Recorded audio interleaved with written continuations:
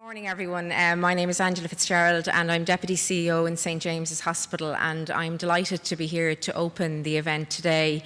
I think today is a very exciting event for a number of reasons, not least of which I think in the current environment the only way we can move forward is to have collaborative effort, and I think today is a very good example of such collaboration by bringing industry, technology, the community, the College of Art and Design and hospital providers like ourselves together to try and merge our thinking and our expertise to come up with innovative solutions.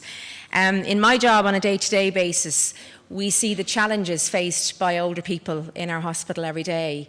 At any one time, we have 100 patients who are listed for long-term care. Many of those patients could possibly have gone home at an earlier point in their stay if we had been able to mind them a bit better when they were in the community, have solutions that reached out to them a little bit better, and also when they got to us to be able to come up with better solutions to allow them to go home. My mother is 88 years of age and she has dementia, and she lives at home with support from the family and from a combination of responses. But we're at a point now where we know that we're getting to a challenge where she wants to live at home. She wants to still be able to go to the shops. She wants to be able to have the chat with her next door neighbour. She wants to be able to go to the post office. But all of those things are becoming very challenging. And the knee-jerk response from our big system in those situations is to say, let's look at long-term care, or let's look at some more supported environment which takes that person's independence away. I think if you look at where most of us want to be, we want to be in our own environment. So I think something like this initiative allows us to think a bit outside the box. It allows us to make sure that for complex care, that care is delivered where it needs to be in a hospital. But for a lot of the care requirements that we have, they are small requirements. They might be about some supports in the house that allow you to move around the house more easily. They might be things that allow you to stay connected in with a member of your family so that you know that there's somebody at the end of a line with you. They might be that you don't have to come in every single time that you want to get your bloods checked, that the hospital might be able to do that for you. So all of those things are possible, but they need supports. And the hospital is very overwhelmed by having to provide for the complex care. So what we're trying to look at in collaboration with the community is, can we do that a bit differently?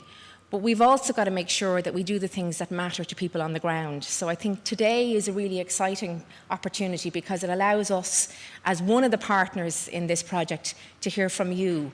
What do you want? What works for you? What will make a difference for you to allow you to live at home successfully and safely?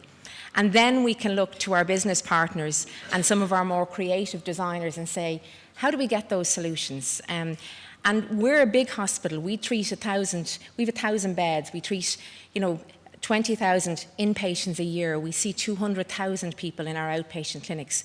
So if it works for St James's, there's a good chance that it'll work for other hospitals. And in this time where money is tight and resources are tight, it's really important that we find solutions that can be scaled and can be sized up so that we're not having to reinvent the wheel.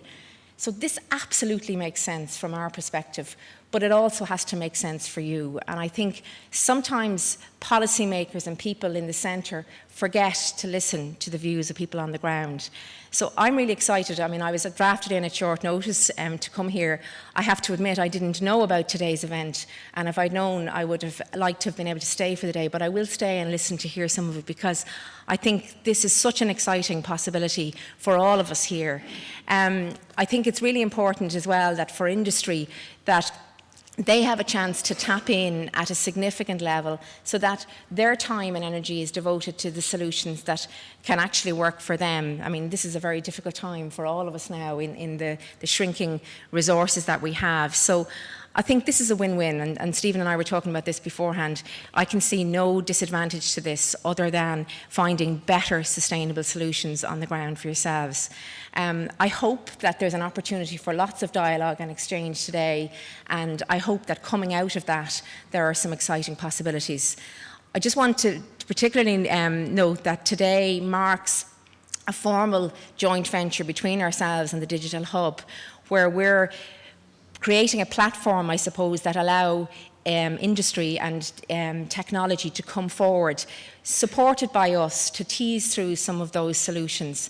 And hopefully that will be informed in the first instance by today's debate, but then thereafter the opportunity to come in and sit with the people who are delivering care on the ground, but also informed by your views. So I'm not going to say any more, just to hope that today's event is a very successful one, and I look forward to the feedback.